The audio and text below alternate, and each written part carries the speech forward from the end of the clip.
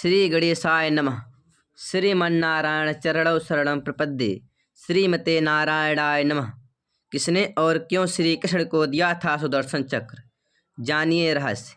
बहुत कम लोग ही जानते होंगे कि आखिरकार श्री कृष्ण के पास सुदर्शन चक्र कैसे और क्यों आया, अर्थात किस तरह उन्हें सुदर्शन चक्र मिला।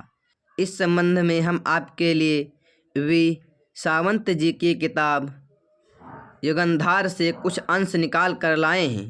सुदर्शन चक्र प्राप्ति और उनके प्रथम प्रचलन का अद्भुत वर्णन।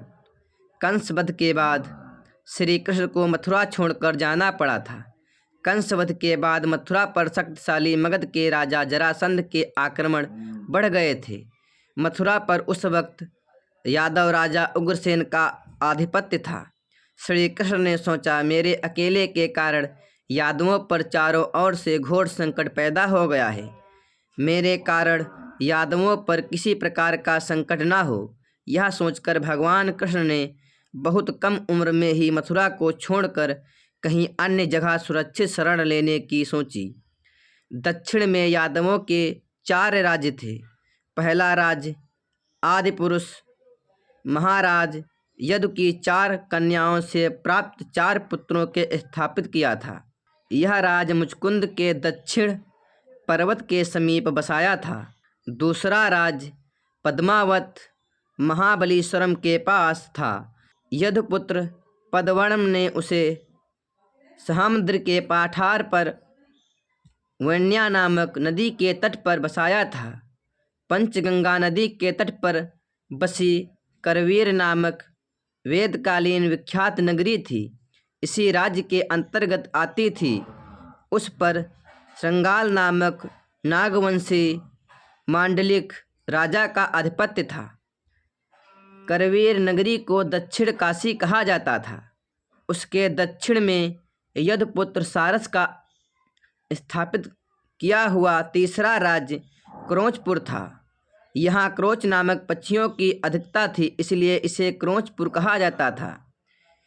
वहाँ भी भूमि लाल मिट्टी की और उर्वरा थी। उस राज्य को वनस्थली राज्य भी कहा जाता था। चौथा राज्य यदुपुत्र हरित ने पश्चिमी सागर तट पर बसाया था। इन चारों राज्यों में आमत्य विप्रुथ ने पहले ही दूतों द्वारा संदेश भिजवाए थे कि श्री कृष्ण पधार रहे हैं। पद्मावत राज्य में वेणा नदी के तट पर भगवान परशुराम निवास करते थे। महेंद्र पर्वत से अर्थात पूर्व समुद्र से परशुराम नौकाओं में से अपने अनेक शिष्यों सहित पद्मावत राज्य में आए थे। संपूर्ण आर्यावर्त में मंत्र सहित ब्रह्मशास्त्र विद्या देने की क्षमता रखने वाले इन्हें गिने पुरुषों में वे सर्वश्रेष्ठ थे। उनके चमत्कार और शक्ति के किस्से सभी को मालूम थे। उसके शिष्य आर्यावर्त में सर्वत्र फैले हुए थे। उनके प्रत्येक राज्य में अनेक आश्रम थे। दाऊ से विचार विमर्श कर श्री कृष्ण ने निर्णय लिया कि सबसे पहले उनसे ही मिल लिया जाए।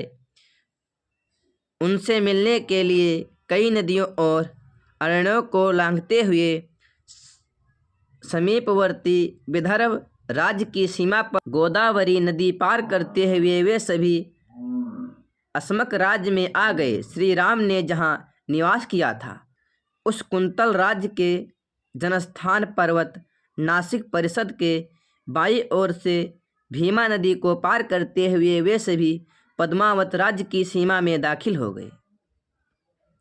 यह कथा आप लोगों को कैसी लगी कमेंट के माध्यम से हमें ज़रूर बताएं, और यदि पसंद आई है तो चैनल को सब्सक्राइब करना ना भूलें और आगे की कथा भाग नंबर 2 में देखें। प्रेम से बोलो मुरली मनोहर श्याम की जय हो।